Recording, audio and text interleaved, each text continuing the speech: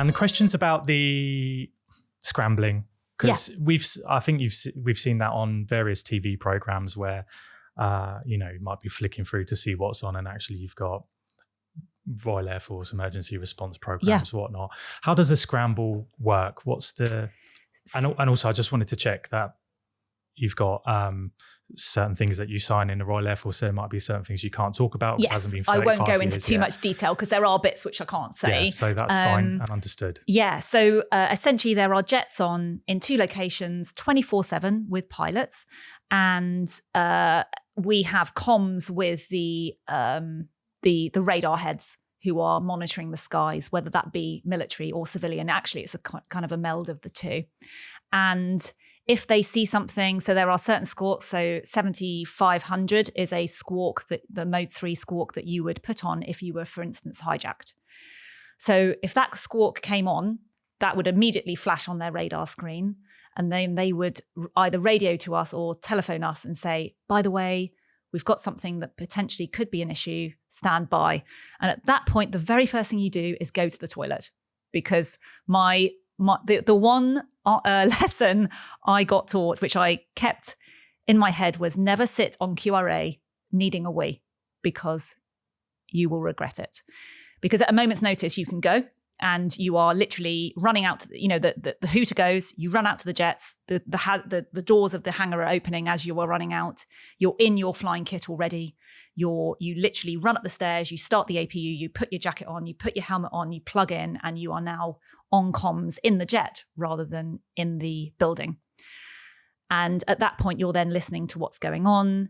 If you hear scramble, scramble, scramble, then you're starting your engines and you're going. Or if you hear return to cockpit ready, that's when you reset the jet and you go back in and you sit back down on the lazy boy and start watching daytime TV. Homes Under the Hammer is what most of us watch.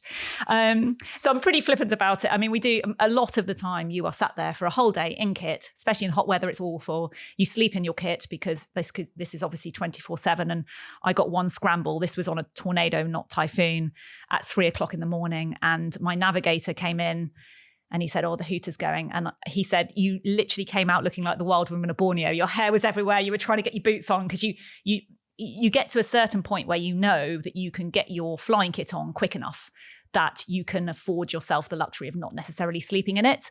When you first sit it, you're too nervous and you sleep in all your kit, so you don't get a very good night's sleep.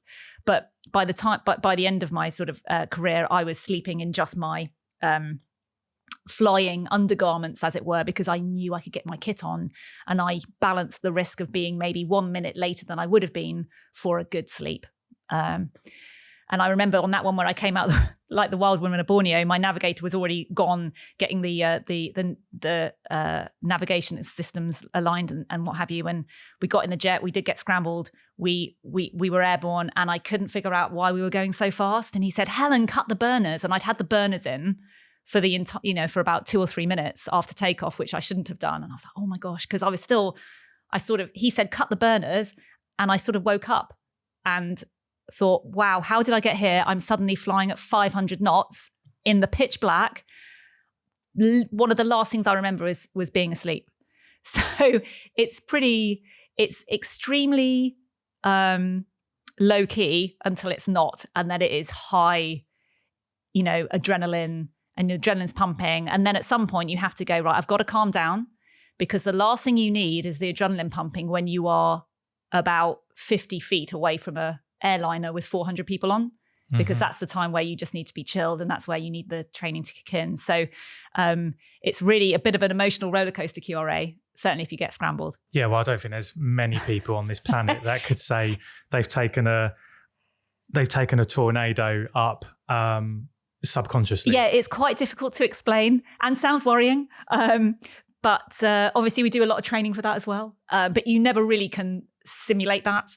Well, again, that's trained response, isn't it? You've got airborne, you've done everything safely, and okay, you've had to knock the afterburners off, just to save some fuel, hopefully, and the engines. Yes. But you've done it all without thinking. That's it. And you end up doing the checks, and then you kind of in the cockpit, you're flying, and you're like, oh, did I do those checks? Because they're muscle memory. So yes, exactly.